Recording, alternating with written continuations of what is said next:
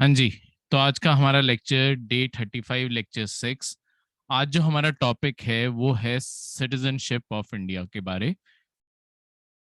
हमारे कॉन्स्टिट्यूशन का पार्ट 2 है। ठीक है। इसमें आपके आर्टिकल 5 to 11 कवर होते हैं।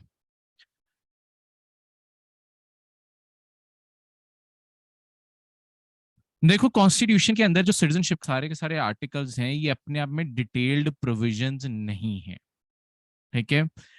हमें जब हमने कॉन्स्टिट्यूशन लागू करना था, हमारा सबसे बड़ा कंसर्न जो सिटीजनशिप चैप्टर के ऊपर लेके था, क्योंकि इंडिया के अभी अभी पार्टीशन हुआ था और इंडिया के दो हिस्से हो गए थे अनडिवाइडेड इंडिया के, एक इंडिया और दूसरा पाकिस्तान।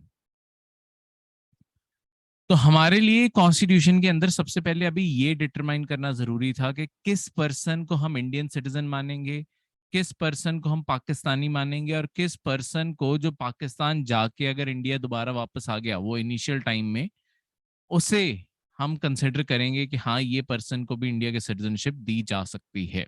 तो ये सारी की सारी चीजें आंसर करने के लिए हमने पार्ट 2 के अंदर सिटीजनशिप इंडिया की रखी। ठीक है। देखो, एक बहुत ही लॉजिकल सीक्वेंस है जिसके अकॉर्डिंग ये सारे के सारे चैप्टर इंसर्ट किए हुए हैं। ऐसा रैंडमली नहीं है कि कॉन्स्टिट्यूशन में कुछ भी कहीं पे भी डाला था।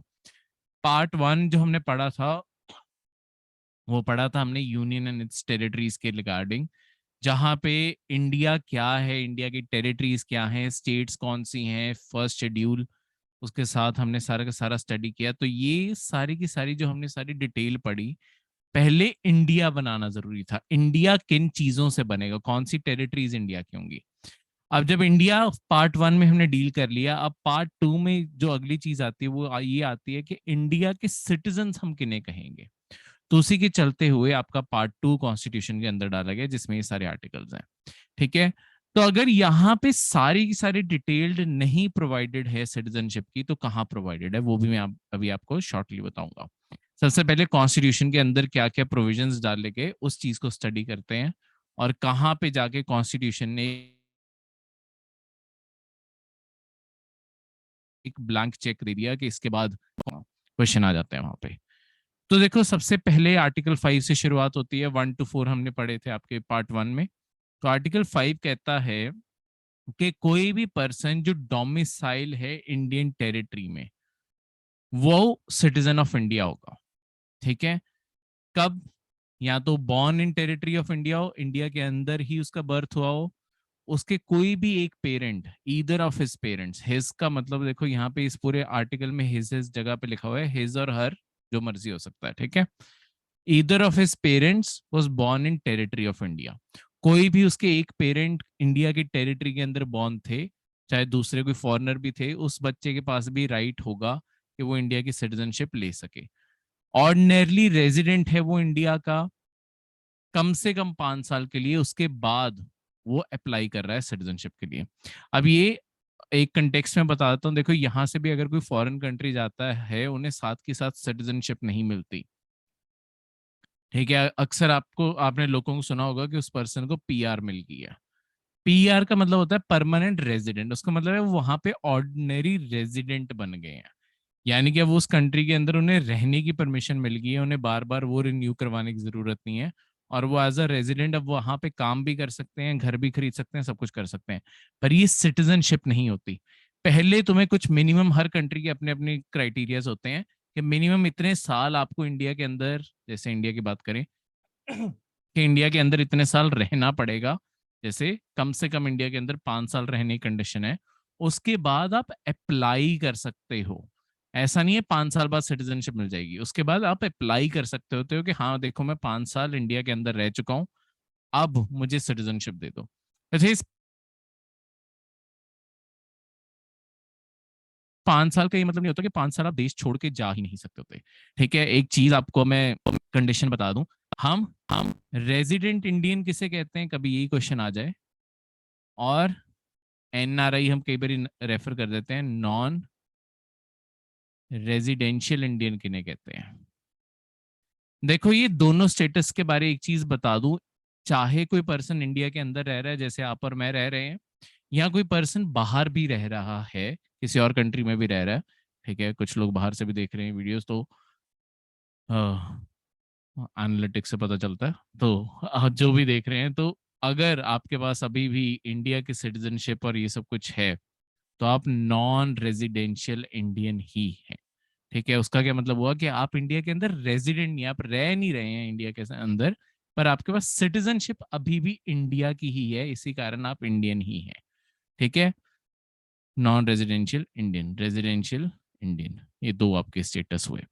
देखो ये कैसे डिटरमाइन होता है, कोई भी पर्सन जो 180 दिन से ज्यादा, यानी कि मिनिमम 181 डेज प्लस, 180 डेज की जगह 181 डेज प्लस, जो पर्सन इंडिया के अंदर रहेगा, 181 डेज का मतलब है 6 महीने, 6 महीने से ज्यादा जो पर्सन इंडिया के अंदर रहेगा, वो बन जाता है रेजिडेंट इंडियन। मतलब आपके पास इंडिया की सिटीजनशिप है और आप 6 महीने से ज्यादा इंडिया के अंदर बिता रहे हो, तो आप रेजिडेंट इंडियन हो। अगर आपने 6 महीने से ज्यादा 181 डेज प्लस आपने इंडिया से बाहर बिताए हैं, तो आप नॉन रेजिडेंशियल इंडियन हो, क्योंकि सिटीजनशिप तो आपके पास इंडियन ही है ना, आपके पास शायद बाहर रहने की परमिशन थी, पीआर थी, या आप टूरिस्ट वीजा पे बाहर हो, कुछ भी है, आप मतलब 6 महीने से ज्यादा इंडिया आए ही नहीं हो, तो आपका स्टेटस अपने आप चेंज होकर नॉन रेजिडेंशियल हो जाता है कि आप इंडिया के अंदर में रेजिडेंट नहीं हो। ठीक है, तो इस तरीके से ये काम करता है। तो इस चीज को याद रखना। तो ऑर्डिनरी रेजिडेंट का मतलब है कम से कम 6 महीने, उसने 5 साल, हर साल मतलब कम से कम 6 महीने वो पर्सन इंडिया के अंदर ही था, वो पर्सन को हम मानेंगे कि वो डोमिसाइल्ड है इंडिया में। नेक्स्ट है आर्टिकल 6। आर्टिकल 6 बात करता है ऐसे लोगों के बारे जो पाकिस्तान से माइग्रेट करके इंडिया की टेरिटरी में आ गए, उन्हें भी इंडियन सिटीजनशिप मिल जाएगी, पर इसका ऑब्वियसली क्राइटेरिया है या तो ही, या तो वो पर्सन खुद, या उसके पेरेंट्स या उसके ग्रैंड पेरेंट्स इंडियन बॉर्न होने चाहिए। ऐसा नहीं है कि जब इंडिया की पार्टीशन हो रही थी कोई पर्सन अफगानिस्तान से या ईरान से उठ के इंडिया आ जाएगा और हम उसे कह देंगे कि हाँ इसके पास भी इंडियन सिटीजनशिप मिलेगी। नहीं, जो अनडिवाइडेड इंडिया में जो खुद पैदा हुआ था, या उसके पेरेंट्स पैदा हुए थे, या उसके ग्रैंड पेरेंट्स पैदा हुए थे, अगर वो पर्सन पाकिस्तान की टेरिटरी से इंडिया की टेरिटरी में आ जाता है, वो पर्सन इंडिया की सिटीजनशिप ले सकता है। उसकी कंडीशन है, अगर तो वो 19 जुलाई 1948 से पहले आ गया, तो उसे अपने आप ही सिटीजनशिप मिल जाएगी। ठीक है, और ऑर्डिनरी उसके बाद इंडिया की टेरिटरी में रह रहा है, उसे अपने आप ही सिटीजनशिप मिल जाती है। अगर वो 19 जुलाई 1948, ये हमने कट ऑफ डेट सेट कर दी थी। ठीक है, इसका कोई लॉजिकल क्राइटेरिया नहीं है कि ये डेट क्यों है, ये बस एक कट ऑफ डेट के, इससे पहले पहले जो लोग इंडिया आ गए पाकिस्तान से, उन्हें हम अपने आप सिटीजनशिप दे रहे हैं बिना कोई क्वेश्चन पूछे। 19 जुलाई 1948 के बाद जो लोग इंडिया आए, उन सबको पहले तो गवर्नमेंट के रजिस्टर ऑफिस में जाकर रजिस्टर करना पड़ेगा, और उसके बाद उन्हें कम से कम 6 महीने इंडिया के अंदर रहना पड़ेगा, और फिर वो अपनी एप्लीकेशन लगा सकते हैं सिटीजनशिप की। ठीक है, ऑब्वियसली उसके बाद तो पाकिस्तान अब हम हमारा, ये भी मैं आपको बता दूं, एनिमी एलियन का मतलब होता है ऐसा कोई पर्सन जो हमारे मतलब जिन कंट्रीज को हम मानते हैं कि ये कंट्रीज हमारे साथ फ्रेंडली नहीं है, उन कंट्रीज के सिटीजन्स को हम जनरली ही डिफाइन कर सकते हैं कि इनके सिटीजन्स को कभी भी हमारी सिटीजनशिप नहीं मिल सकती। जैसे पाकिस्तान हमारा एक एनिमी एलियन है, चाइना हमारा एक एनिमी एलियन है, इनके सिटीजन्स को कभी भी इंडिया की सिटीजनशिप नहीं मिलेगी। इसके अलावा हमने कई और कंट्रीज के ऊपर भी बैन लगाया हुआ है जिनके सिटीजन इंडिया के सिटीजनशिप नहीं ले सकते, वो है बांग्लादेश और आपका अफगानिस्तान। इन दोनों कंट्रीज के भी सिटीजन इंडिया के सिटीजनशिप नहीं ले सकते, वो एनिमी एलियन नहीं है, पर क्योंकि वहां से बहुत हाई चांस है कि वहां से लोग इंडिया की तरफ माइग्रेट करें, इस कारण हमने पहले से ही बैन लगा के रखा हुआ है। ठीक है, नेक्स्ट आर्टिकल 7 की बात करूं। Article 7, a person is not a citizen of India. अब वो पर्सन जो पाकिस्तान चले गए, जो पाकिस्तान चले गए आफ्टर 1 मार्च 1947। देखो ये पूरे आर्टिकल में जो प्रीलिम्स के अंदर क्वेश्चन बनते हैं ना, वो ये डेट्स ही हैं जो याद करने वाली होती हैं। ये डेट्स, महीने, यही क्वेश्चंस बनते हैं। तो ये सारी चीजें, ये सबसे ट्रिकी पार्ट है इस पूरे चैप्टर का जो याद करने वाला होता है। तो इन चीज़ों को बार बार लिख के बार बार पढ़ पढ़ के आपको ये चीज़ें याद करनी पड़ेंगी हर चीज़ को। ये 6 महीने कहाँ थे, 1 महीना कहाँ था, ठीक है, 5 साल कहाँ थे, वो सब कुछ, ठीक है। तो ये सारी चीज़। तो अगर वो 1 मार्च 1947 के बाद कभी भी पाकिस्तान चला गया, उसकी अपने आप सिटीजनशिप इंडिया की कैंसिल हो जाएगी। अब देखो हमने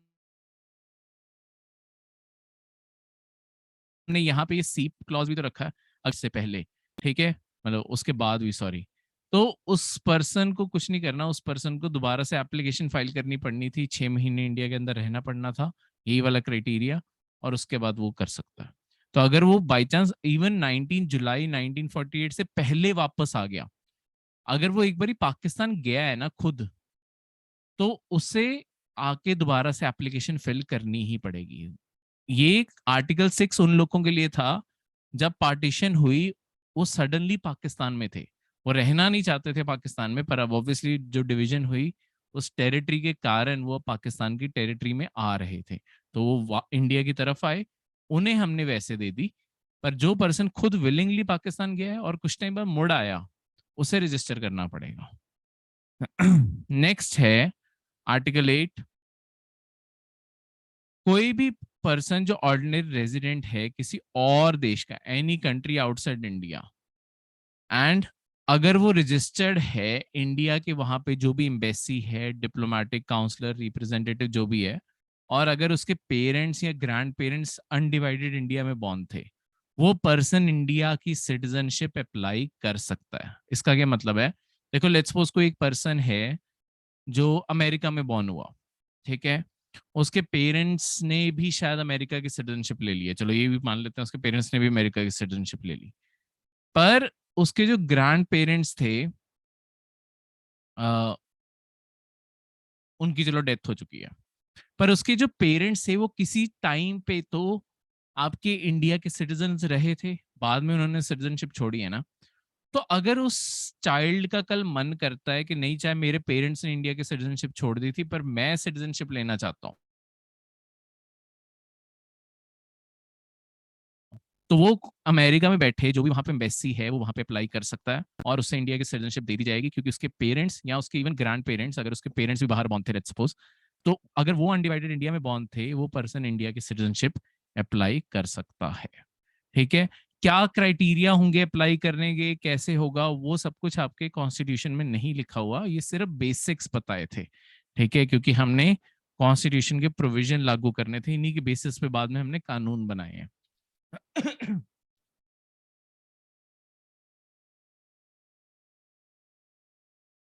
सॉरी, हाँ।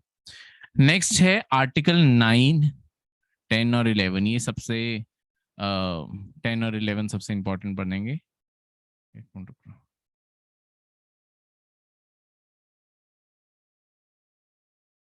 ये-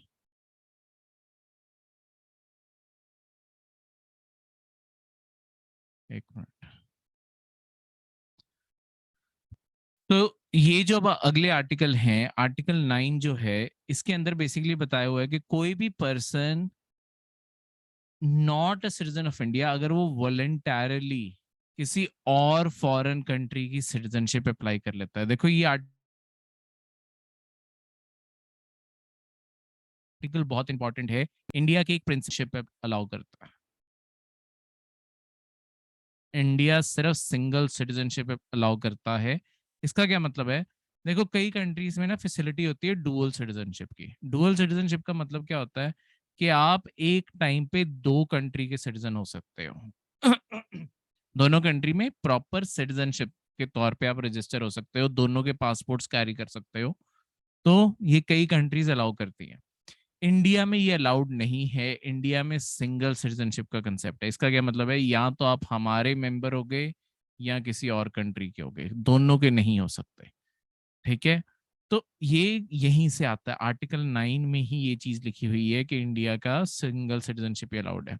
देखो इसे कभी कंफ्यूज मत कर देना, इंडिया के गवर्नमेंट ने एक ओवरसी सिटीजनशिप ऑफ इंडिया के नाम से ना एक टाइटल ऑफर करती है, ओसीआई जिसे शॉर्ट में कहते हैं। ओसीआई दिखने में नाम में ही लिखा हुआ है ओवरसीज सिटीजनशिप ऑफ इंडिया, ठीक है, ओवरसीज सिटीजन ऑफ इंडिया जैसे मर्जी कह लो, ठीक है।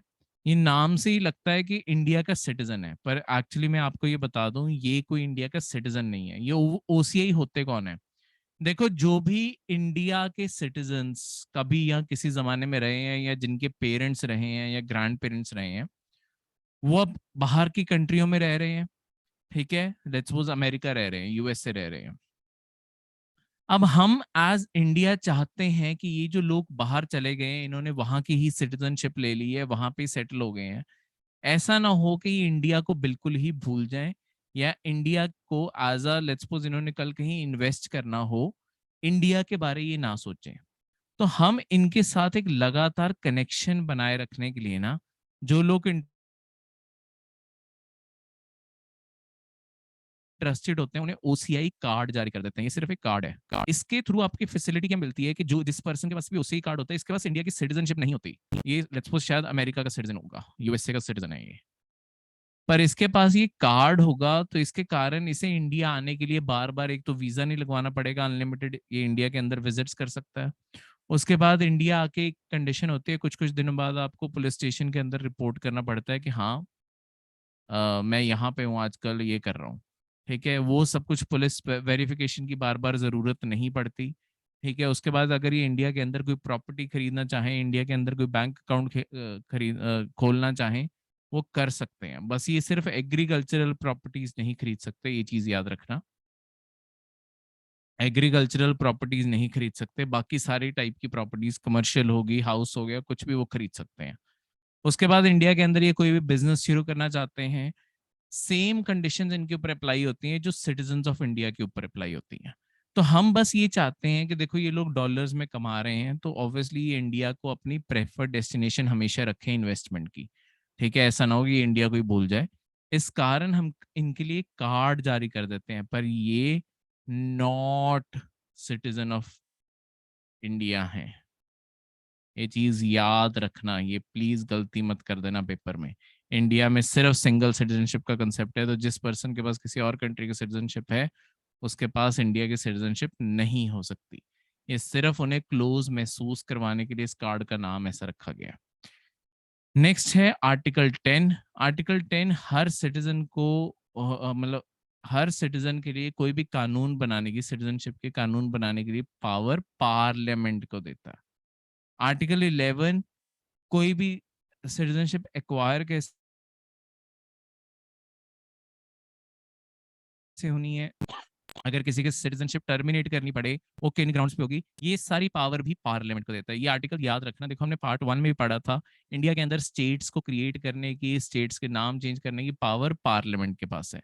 अब पार्ट 2 में भी आपको मैं यही चीज बता रहा हूँ, पार्ट 2 में भी पार्लियामेंट के पास पावर है, यानी कि जो आपकी स्टेट लेजिस्लेचर्स हैं, हर स्टेट के अंदर जो विधानसभाएं हैं, उनके पास सिटीजनशिप को लेके कोई पावर नहीं है। ये सारी की सारी चीज आपकी सेंट्रल गवर्नमेंट ही बनाती है कि किस पर्सन को इंडिया की सिटीजनशिप मिलनी है, किस पर्सन को नहीं मिलनी। ये क्राइटेरिया सारा का सारा आपकी सिटीजनशिप का पार्लियामेंट ही डिसाइड करती है। इसी के चलते हुए अब पार्लियामेंट ने कानून बनाया, और इस कानून को बार बार अमेंड किया गया है। लास्ट अगर आपको याद हो 2019 में सिटीजनशिप अमेंडमेंट बिल को लेके ही काफी ज्यादा प्रोटेस्ट हुए थे, बाद में एक्ट भी बन गया। तो वो जो सारे के सारे आपके प्रोटेस्ट हुए थे, वो एक्ट जो मॉडिफाई हो रहा था, वो ये एक्ट था, एक्विजिशन ऑफ सिटीजनशिप, या जिसे सिटीजनशिप एक्ट 1955। ये पहले साल इस टाइम पे एक्ट बना था, उसके बाद इसे बार बार अमेंड किया गया है। इसमें सिटीजनशिप पाने के आपके जो क्राइटेरिया दिए हुए हैं, बाय बर्थ सिटीजनशिप मिल सकती है, naturalisation, incorporation of territories, descent और रजिस्ट्रेशन। ये सारे तरीकों से आपकी सिटीजनशिप मिलती है, एक एक करके हम पढ़ते हैं। देखो सिटीजनशिप बाय बर्थ कैसे मिलती है, अब देखो ये बार बार अमेंड किया गया है, चेंज किया गया है। पहले क्या था, कोई भी पर्सन जो 26 जनवरी 1950 जब हमने कॉन्स्टिट्यूशन लागू किया, उससे लेके 1 जुलाई 1987 तक, ठीक है, ये अमेंड हुआ था। ये डेट पहले ही डिसाइडेड नहीं थी, इस दिन अमेंडमेंट हुई थी। तो ये डेट बाद में आई है। पहले जब हमने ओरिजिनली एक एक्ट भी बनाया, उसमें बर्थ में हमने ये लिखा था, कोई भी पर्सन जो इंडिया में बॉर्न है, इररिस्पेक्टिव उसके पेरेंट्स किस देश को बिलोंग करते हैं, वो अपने आप ही इंडिया का सिटीजन होगा। तो कोई भी पर्सन जो इंडिया बॉर्न था, उसे अपने आप बाय बर्थ इंडिया की सिटीजनशिप मिल जाती थी, इररिस्पेक्टिव उसके पेरेंट्स कहाँ से हैं। पर 1987 में जाते जाते देखो हुआ क्या था। 1987 में ये क्यों अमेंडमेंट करनी पड़ी आपकी ना, 60s से ही, लेट 1960s से लेके 1980s तक लगातार ना बहुत सारे जो बांग्लादेशी हैं वो इंडिया के अंदर आते रहे। ठीक है, क्योंकि पहले तो खैर ईस्ट पाकिस्तान के चलते हुए जो बांग्लादेशियों के ऊपर वहां पे अत्याचार हो रहे थे, उसके कारण वो इंडिया की तरफ आते रहे।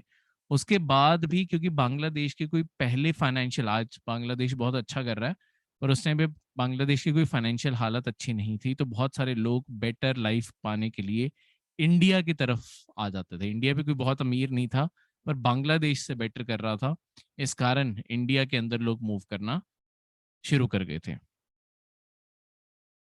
ठीक है, अब ये जो लोग इंडिया के अंदर मूव कर रहे थे, बहुत सारे, जैसे असम का एरिया हो गया, ठीक है, आपके वेस्ट बंगाल का एरिया हो गया, यहाँ पे बहुत ज्यादा रिसेंटमेंट थी ऐसे लोगों के लिए जो बाहर से आ रहे थे। क्योंकि होता क्या है देखो, ज्यादातर इसमें से लेबर जो अनएजुकेटेड अनस्किल्ड लेबर होती है ना, वो लोग ज्यादातर माइग्रेट कर जाते हैं, क्योंकि उनके पास वहां पे भी कुछ नहीं होता, तो उनके पास कोई रिस्क नहीं होता। उन्हें होता है कि इस देश में चल पड़ो, शायद कुछ गुजारा चल पड़े।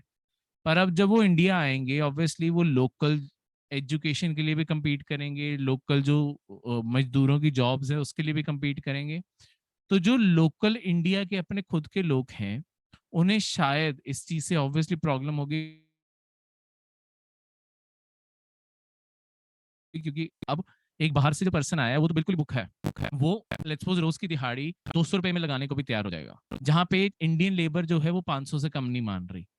तो ऑब्वियसली हर बंदा जिसे लेबरर चाहिए होगा वो उठा के वो 200 वालों को जाने लग जाएगा। तो अपने आप ही इंडिया की जो लेबर जितना कमा रही थी, उनकी सारी कमाई खत्म होने लग जाएगी। इसके अलावा क्योंकि असम जैसे स्टेट्स तो ट्राइबल स्टेट्स भी रही हैं, तो यहाँ पे बहुत सारे ट्राइबल सेंटिमेंट्स के जो बाहर से लोग आए हैं, ये हमारे एरिया के नहीं है, इन्हें हमने अपने साथ नहीं रखना।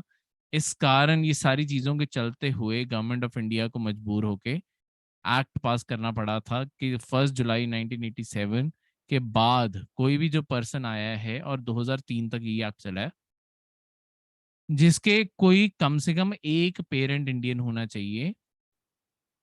1987 से लेकर 2003 तक के कम से कम, पहले क्या था, कोई भी मतलब पेरेंट इंडियन हो या ना हो, अगर पर्सन इंडिया बॉर्न है उसे इंडिया की सिटीजनशिप मिल जाएगी। उसके बाद 1987 से लेकर 2003 तक ये कानून बना कि अगर कोई एक पेरेंट इंडियन है, दूसरे को सिटीजनशिप अपने आप मिल जाएगी, मतलब बच्चे को सिटीजनशिप फिर अपने आप मिल जाएगी।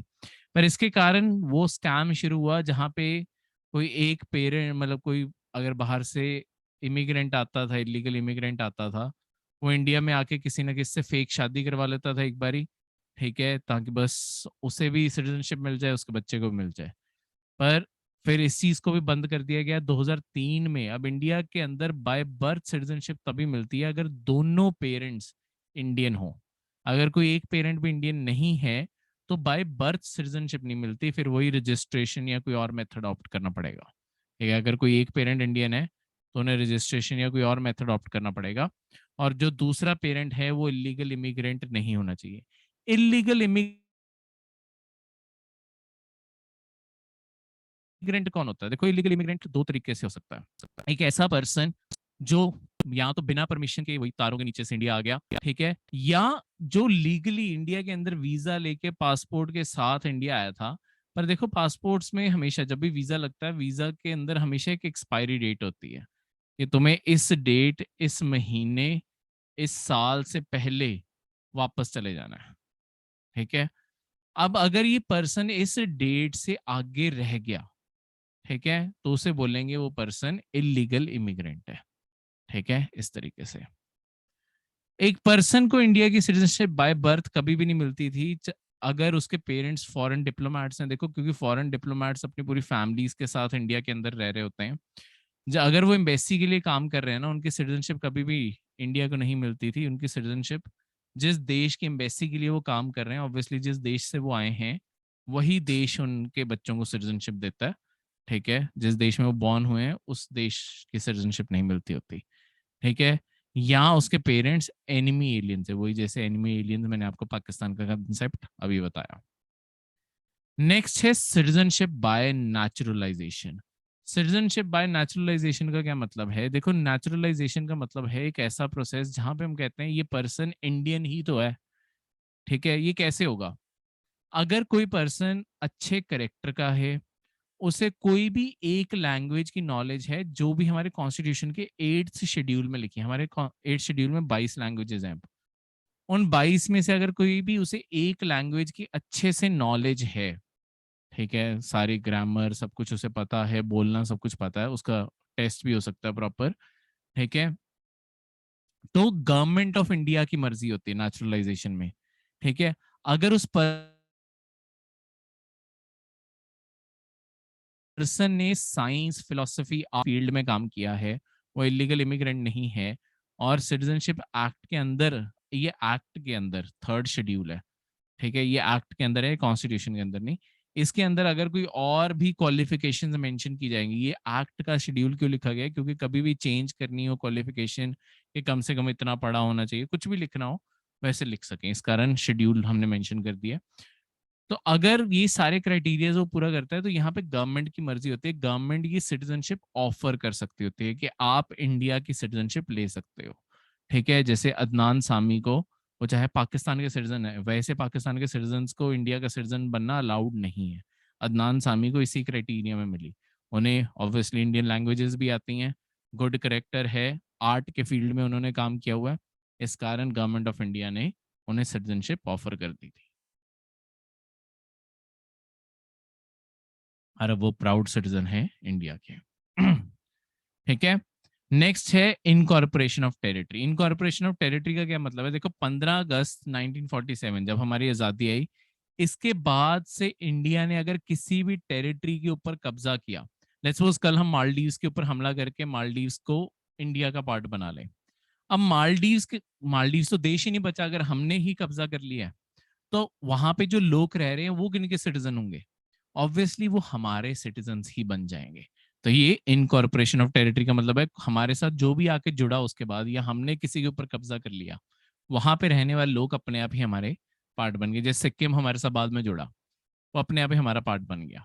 ठीक है, गोवा हमने बाद में जोड़ा, अपने आप ही वहां रहने वाले लोग हमारे पार्ट बन गए। ठीक है,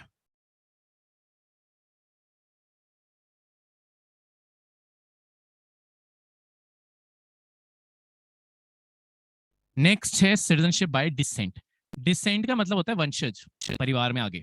तो सिटीजनशिप बाय डिसेंट का मतलब, देखो, अगर कोई फैमिली बाहर रह रही है, उन्होंने सिटीजनशिप भी बाहर की ले ली है, ठीक है, अब वो चाहते हैं उनके बच्चे को इंडिया की सिटीजनशिप मिल जाए, मतलब लेट्स सपोज दोनों पेरेंट्स ने नहीं ली है, एक पेरेंट ने ली है, जो कुछ भी मतलब अ, पहले इंडिया को बिलोंग करते रहे, इंडिया के अंदर रह नहीं रहे, किसी और कंट्री में रह रहे थे, और जो बच्चा है वो वहां पे बॉर्न हुआ है, वो क्या कर सकते हैं? 3 दिसंबर 2004 के बाद ये रूल बन गया कि उस बच्चे को 1 साल के अंदर अंदर, जब उसका बर्थ हुआ है डेट ऑफ बर्थ से 1 साल के अंदर अंदर, आप इंडियन कॉन्सुलेट यानी कि इंडिया की एम्बेसी होगी या काउंसलर ऑफिस होते हैं, कहीं पे भी जाकर रजिस्टर कर दो कि हमारा ये माइनर चाइल्ड है, हम चाहते हैं कि इस पर्सन को ऑप्शन मिले, इस बच्चे को ऑप्शन मिले जब ये बड़ा हो कि इंडिया की सिटीजनशिप लेना चाहता है या जिस कंट्री में वो बॉर्न हुआ है उस कंट्री की सिटीजनशिप लेना चाहता है। लेट्स सपोज एक पर्सन अमेरिका में बॉर्न हुआ, ठीक है, उसके 2 पेरेंट्स थे, उनमें से एक पेरेंट इंडिया के सिटीजन ही है, एक शायद अमेरिका के सिटीजन थे, तो वो बाहर रह रहे हैं, यूएसए में ही रह रहे हैं। तो ये जो इंडियन पेरेंट था वो ऑब्वियसली इंडिया के साथ अटैच था, इसलिए उसने शायद अपनी इंडियन सिटीजनशिप भी नहीं छोड़ी, उसने अपने बच्चे को रजिस्टर करवा दिया कि देखो मेरे बच्चा भी माइनर है, अभी 18 साल का नहीं हुआ, उसे अभी डिसाइड करने का मौका मिलना चाहिए। तो देखो, बाय बर्थ तो उसे अमेरिका की सिटीजनशिप ही मिलेगी, पर जब वो 18 का हो जाएगा या हो जाएगी, उसे तब पूरे 1 साल, सॉरी, जब वो 18 साल का हो जाएगी तब उन्हें 6 महीने का टाइम मिलता है। 18 साल के होने के बाद 6 महीने का टाइम मिलता है, तब उन्हें चूज करना होता है कि अब वो अमेरिका के सिटीजन बनना चाहते हैं या इंडिया के सिटीजन बनना चाहते हैं। ठीक है, कंडीशन अभी किसी कंट्री का पासपोर्ट ना लिया हो उन्होंने, ठीक है, या अमेरिका का उन्होंने अभी तक पासपोर्ट नहीं लिया। अगर पासपोर्ट ले लिया दूसरी कंट्री का तो ऑब्वियसली तुमने उस कंट्री की सिटीजनशिप अप्लाई कर ली है। अगर नहीं की थी तो 18 साल की उम्र में उन्हें ऑप्शन मिलेगा कि 6 महीने के अंदर चुन लो आप आप अमेरिका की सिटीजन बनना चाहते हो या इंडिया के बनना चाहते हो। अगर 6 महीने के अंदर अंदर उन्होंने इंडिया को चुन लिया, उनकी अमेरिका की सिटीजनशिप कैंसिल हो जाएगी क्योंकि इंडिया सिंगल सिटीजनशिप में मानता है। अगर उन्होंने 6 महीने में या तो अमेरिका को चुन लिया या 6 महीने में कोई फैसला नहीं लिया तो अपने आप इंडिया की सिटीजनशिप खारिज हो जाएगी और जहां वो बॉर्न हुए थे उसी कंट्री की सिटीजनशिप उनके पास रह जाएगी। ठीक है, 6 महीने का टाइम मिलता है 18 साल की उम्र में। तो इसमें भी एक चेंज किया गया था 26 जनवरी 1950 जब ओरिजिनली मतलब कॉन्स्टिट्यूशन लागू किया, अमेंडमेंट की गई थी 10 दिसंबर 1992 को सिटीजनशिप एक्ट में। यहाँ पे पहले क्या था, देखो यहाँ पे ना थोड़ा सा पहले जेंडर बायस था ये एक्ट, सिर्फ फादर अगर इंडियन है तभी बच्चे को ये प्रोविजन मिलता था डिसेंट का। उसके बाद इसे जेंडर न्यूट्रल कर दिया गया 10 दिसंबर 1992 के बाद। कोई भी एक पेरेंट चाहे फादर चाहे मदर अगर उनके पास इंडिया की सिटीजनशिप है तो बच्चे को भी ऑप्शन मिल जाएगा सिटीजनशिप अप्लाई करने का। नेक्स्ट है सिटीजनशिप बाय रजिस्ट्रेशन। देखो कोई भी पर्सन जो इंडियन ओरिजिन का है, ठीक है, और अगर वो किसी और कंट्री में रहा है अनडिवाइडेड इंडिया के बाहर से, वो इंडिया के अंदर आकर रजिस्टर करके अनडिवाइडेड इंडिया यानी कि इंडिया बांग्लादेश ये सारे एरियाज में नहीं रहा, ठीक है, जैसे मैंने आपको बताया सॉरी पाकिस्तान बांग्लादेश इन सारे एरियाज में हम सिटीजनशिप नहीं देते।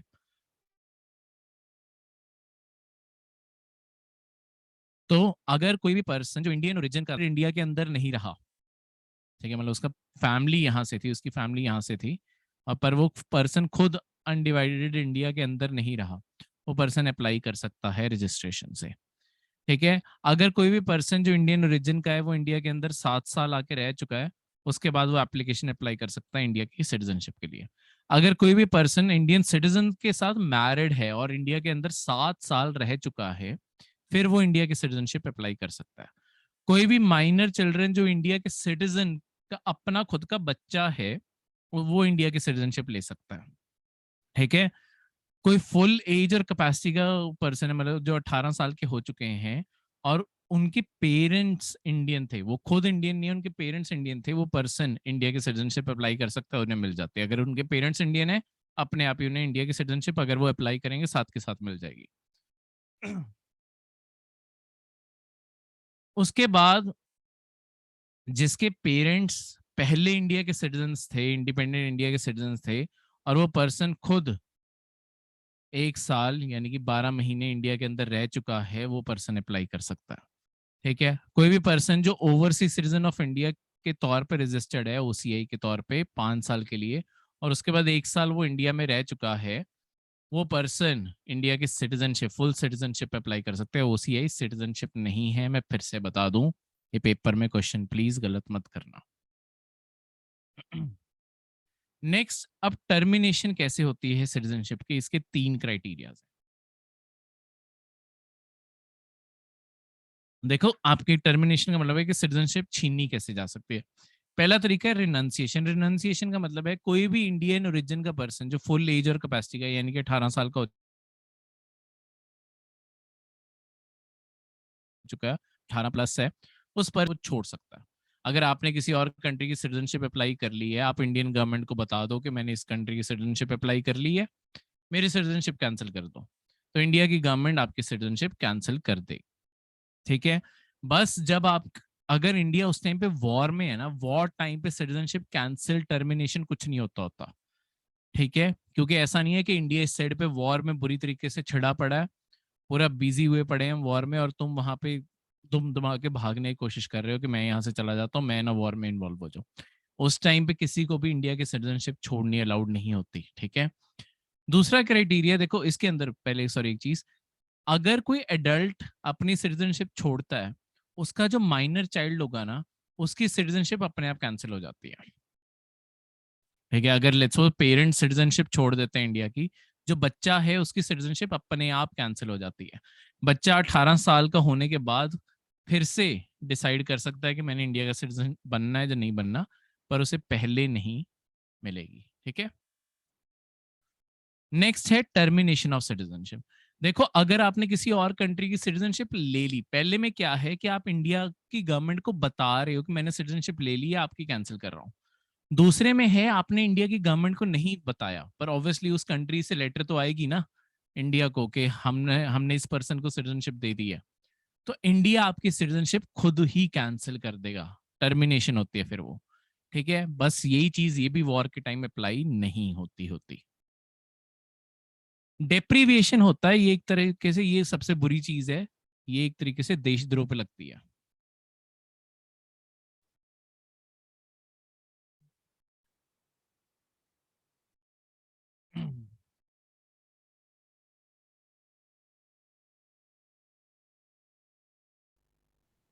चलो कोई नहीं। हाँ, ये अपने आप में देशद्रोह के ऊपर लगती है, डेप्रीवेशन ऑफ सिटीजनशिप। इसका क्या मतलब है? छीन लेना सिटीजन। आपके पास किसी और कंट्री की सिटीजनशिप थी भी नहीं, आपसे इंडिया की सिटीजनशिप ले ली गई है। ये कब हो सकता है? अगर कोई पर्सन का पता चले कि उसने नेचुरलाइजेशन की सिटीजनशिप फ्रॉड से ली थी।